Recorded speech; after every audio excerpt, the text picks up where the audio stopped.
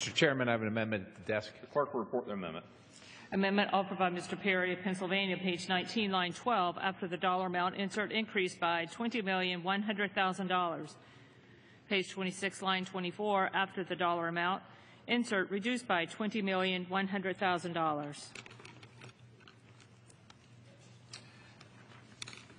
Pursuant to House Resolution 641, the gentleman from Pennsylvania and a member opposed, each will control 5 minutes. The chair recognizes the gentleman from Pennsylvania. Thank you, Mr. Chairman. I'd like to begin by thanking Chairman Simpson and Ranking Member Kaptur for their diligence in this legislation. I think every single American can agree that reducing our dependence on foreign oil is something that, and all foreign sources of energy should be something that we should pursue. And in that vein, renewables is a significant component. But this bill cuts hydropower by over $20 million. And this amendment would seek to restore funding specifically not to all renewables, but to hydropower. And it's all set with a Department of Energy administrative cost. That's where the money's coming from. And according to the Budget Office, the amendment actually reduces outlays by $8 million. Now, hydropower is available in every region of the country. It's not just the East Coast. It's the whole way across the country, to the point that 2,200 hydropower plants provide America its most abundant source of clean, renewable electricity, and accounts for 67% of domestic renewable generation, or 7% of the total electricity generated. This could increase that to 15%, creating over 1 million jobs by 2025, 1.4 million, according to my figures. Mr. Chairman, hydroelectricity is predictable. You can count on it.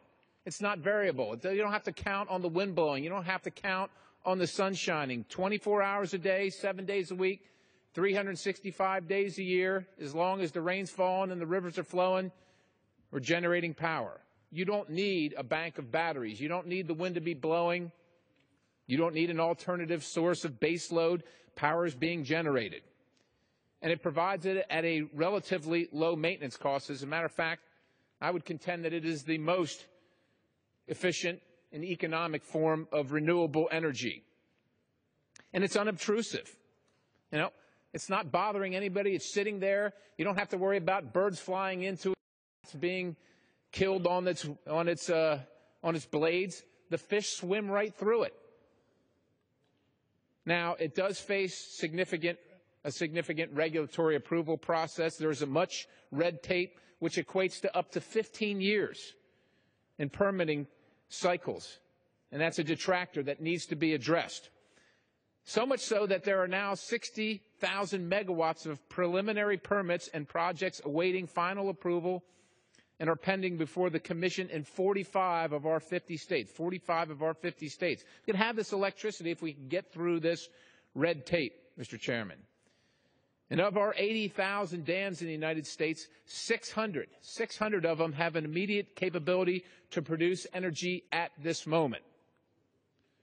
Harnessing conventional hydro energy will create a truly renewable and green energy source for our country. It's not just about Pennsylvania. It's not just about the 4th District that I represent. It's about all of our country becoming energy independent on renewable. And I reserve the balance. The gentleman reserves.